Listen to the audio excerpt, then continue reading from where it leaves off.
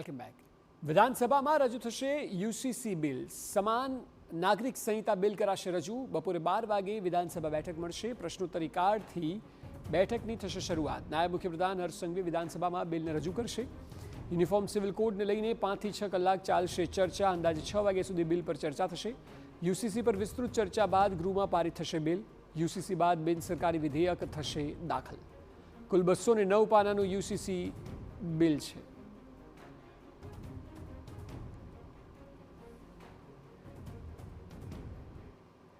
તો આ વિષય પર વધુ માહિતી આપી રહ્યા છે ગાંધીનગરથી પોલિટિકલ એડિટર કિંજલ મિશ્રા. સીધા વાત કરીશું.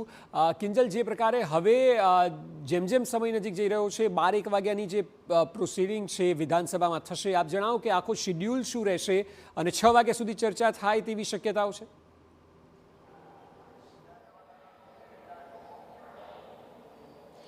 જે બિલકુલ અક્ષય આપે કહ્યું તે પ્રમાણે 209 પાનાનો આજે બિલ છે તે રજૂ થવાનું છે. 1 વાગ્યાથી બિલ જે છે બિલ ઉપર ચર્ચા શરૂ થઈ જશે. 1 વાગે બિલ છે તે ટેબલ કરવામાં આવશે અને ત્યારબાદ સરકાર તરફથી વાત કરવામાં આવે તો ડેપ્યુટી સીએમ હર્ષ સંઘવી દ્વારા આ બિલને પ્રપોઝ કરવામાં આવશે.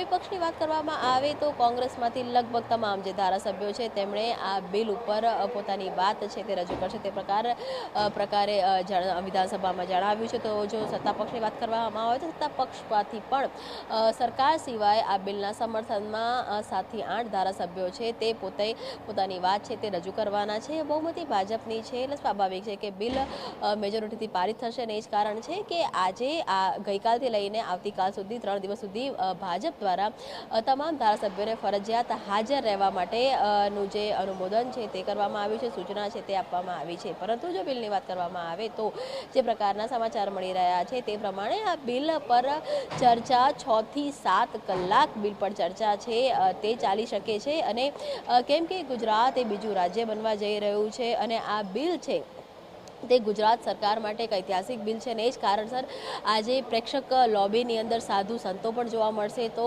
અલગ અલગ જે કહી શકાય કે સમુદાયમાંથી અલગ અલગ કમ્યુનિટીના લોકો છે એ પણ જોવા મળશે. અલગ અલગ સમુદાયના જે મોભીઓ છે તે પણ જોવા મળશે. આજે બિલ પારિત થવાનું છે. સરકાર ચોક્કસ માની રહી છે કે મહત્વપૂર્ણ બિલ છે. ખાસ કરીને વાત કરવામાં આવે તો સમાન અધિકારિતાની વાત છે અને આ સમાન અધિકાર તમામ રાજ્યના તમામ લોકોને મળે તે માટે જે પણ પ્રકારના અહીંયા કહી શકાય કે બિલની અંદર સૂચનો કરવામાં આવ્યા છે, નવા બિલમાં રિફોર્મ કરવામાં આવ્યા છે, તો એ તમામથી ગુજરાતમાં અને ખાસ કરીને જો મહિલાઓની વાત કરવામાં આવે, કેમ કે લિવ ઇન રિલેશનશિપની વાત હોય કે લગ્ન નોંધણીની વાત હોય કે લગ્ન વિચ્છેદની વાત હોય કે પછી વારસાઈ હકની વાત હોય તો ક્યાંક ને ક્યાંક મહિલા સેન્ટ્રિક પણ કરવામાં આવ્યું છે.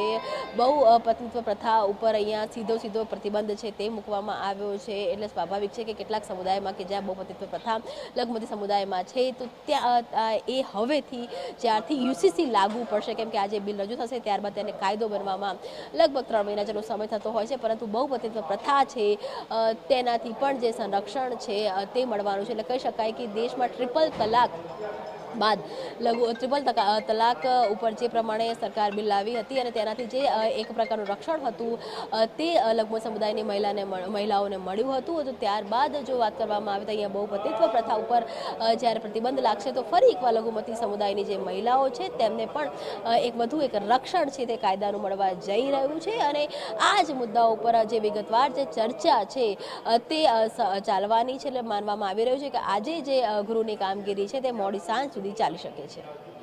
જી બિલકુલ કિંજલ, આભાર સમગ્ર માહિતી બદલ.